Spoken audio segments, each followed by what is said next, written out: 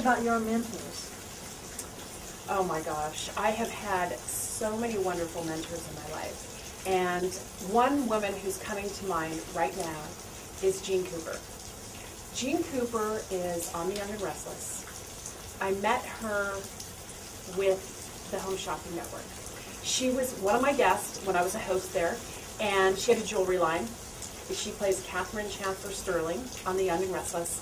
And we just bonded from the moment that I met her.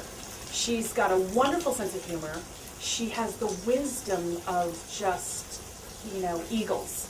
And she, we became fast, steady friends. She stayed at my home here before, and she lives obviously in Los Angeles, and The Young and Restless is shot at CBS. And there were times, we'll go months, we even have gone a year without talking and catching up, and as soon as we do, she said, I was just thinking about you, or I was just thinking about her. And then we end up, if her son Corbin's having a birthday party, or, Colin's 50th birthday party, whatever it is, or a Christmas party at Corbin's house, I end up there, or Jean's 70th birthday party I was at too, and she's just so dear to my heart and has taught me so much.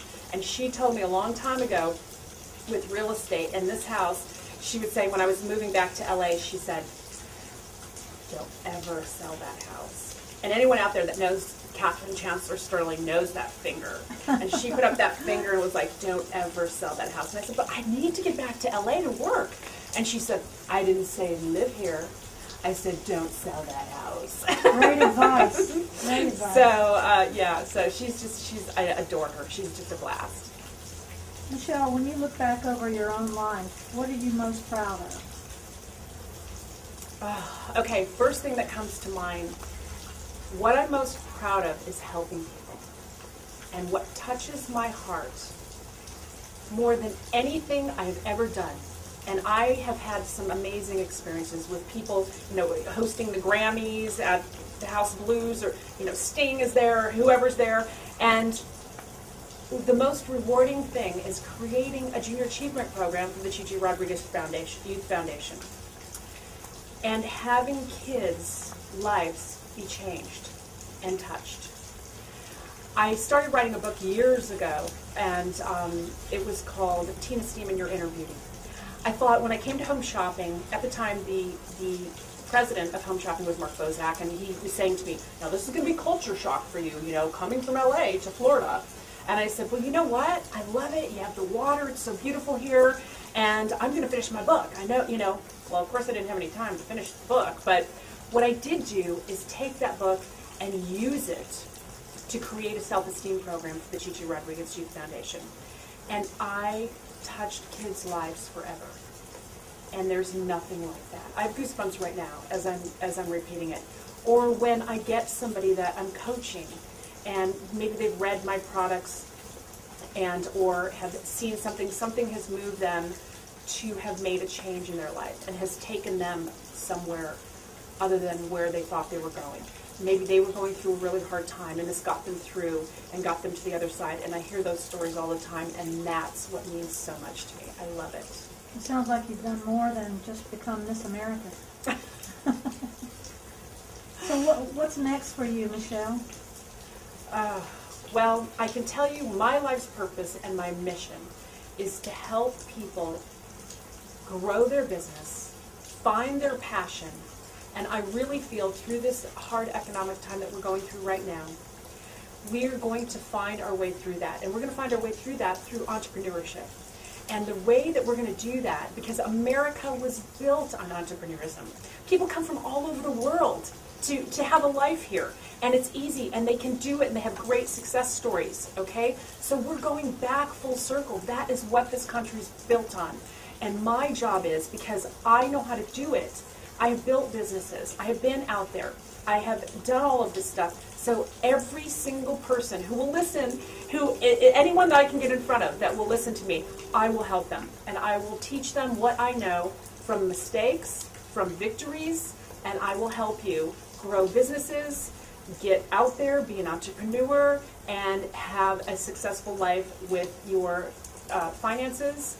And I also want to open the consciousness to everyone out there to wealth and what that means. And it's so much deeper than just the money. It really is. What wealth is the very thought process and current that runs through you and that will manifest into reality. Your thought process will manifest into reality, into something that's tangible, and that is wealth. And so that is your life, and that is money, and that is homes, that is cars, it is whatever it is, but it also doesn't define you. The material things do not define you. So it's all what you feel inside, and I just want to tap into every person that I can to help them expand their wealth consciousness.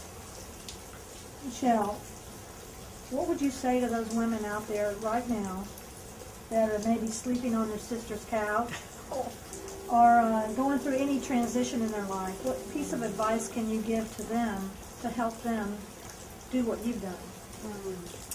You know, anyone who is possibly sleeping on someone's couch, a friend, whether it's your sister's, or if you are going through a really tough time right now, through adversity and ups and downs, what I can tell you, what I know for sure, is it will not last forever. It will not, okay? And what you have to do, what I do, what I can share with you, is that I get deeper, I start having meetings with myself, I try harder, I get still, I ask questions, and most importantly, I listen. I'm still enough to listen, because the answers will come to you. And when you reach out, people show up that you need in your life also. And you will get through this, I guarantee you. And you will come out a whole different person. You will be rebirthed into something else, and it's always miserable when we're going through the change. And, you know, there's that analogy of the caterpillar and the butterfly. And I can remember being at a service once where there was a minister that didn't want to show, she was showing the beautiful image of a butterfly that, you know, had the wings and the color. And she said, you know, I wanted to start with showing you the whole process, like the caterpillar going through and morphing and coming out of the cocoon, she said, but it was ugly. And it is ugly to see that the butterfly coming out with the mucus and all that stuff, and it's really hard, but it comes out to the beautiful butterfly. And also it's been proven in science, if you help that butterfly get out of the cocoon, it will die. So you have to go through that, get out of your cocoon yourself to become that beautiful butterfly and take off to the next level of where you need to go.